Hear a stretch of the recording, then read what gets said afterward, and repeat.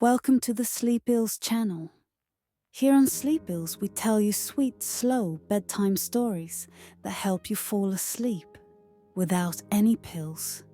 So close your eyes, lie down, relax your breath, and get ready to slip into sleep, only with stories.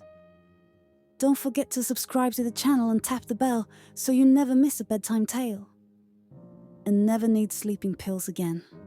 Now, listen to today's story, Grandma's Tale. The Dream of Savitri and Ramesh. Children, this story happened many, many years ago. In a little Indian village with mud houses, narrow, dusty lanes, and green fields stretching far into the horizon. There lived a simple couple, Ramesh and his wife Savitri. Ramesh was a farmer, ploughing the fields from sunrise to sunset. And Savitri, she was the heart of the home, cooking on a clay stove, making cow dung cakes, and caring for their 2 cows. But dear children, this is not just a story about their daily lives. This is the story of a small dream that they saw together, holding hands under the open sky. The dream one morning, Savitri was returning from the village well, carrying water on her head. She saw the village schoolmaster's children walking to school, wearing white uniforms, ties, carrying school bags, talking in English. She said to Ramesh, "If we had children, I'd want them to study too. I'd want them to speak English, go to the city, and become someone big." Ramesh sighed. "But dear, what do we have? The farm barely gives us enough to eat. Where will we get money for school fees?" Savitri smiled gently. "Dreams don't cost anything, Ramesh. Let's just try. Maybe hard work will show us a way." Pickles and patience. From that day, Savitri began making mango pickles at home. She ground the spices by hand, dried the mangoes in the sun, and packed them in glass jars.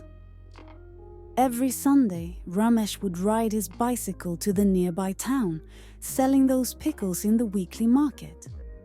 Slowly, people began to say, "This pickle from Savitri Bhabhi, it's magic." Meanwhile, Ramesh started learning about organic farming from a local NGO.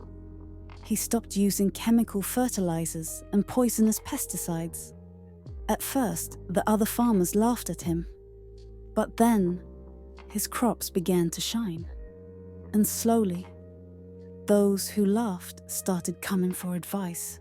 But life tests everyone. One year, the monsoon rains were too much. The crops drowned, the roof leaked, and their daughter fell ill with a terrible fever.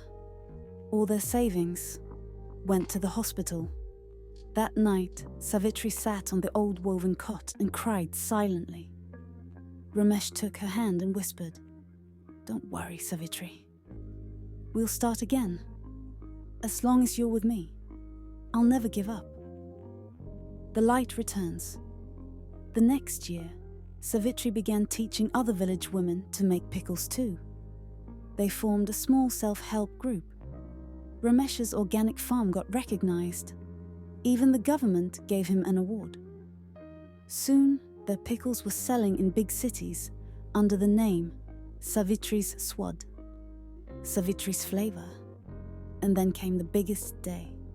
A school was built in their village, a small building, but full of big dreams. On the school gate, in chalk, it was written, "Ramesh and Savitri Vidyalaya," a school of hope. People had tears in their eyes.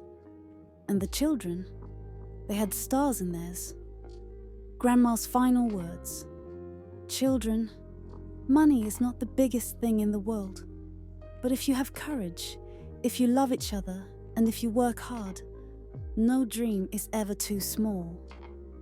Just like Savitri and Ramesh made their dream come true, you too must never give up on yours.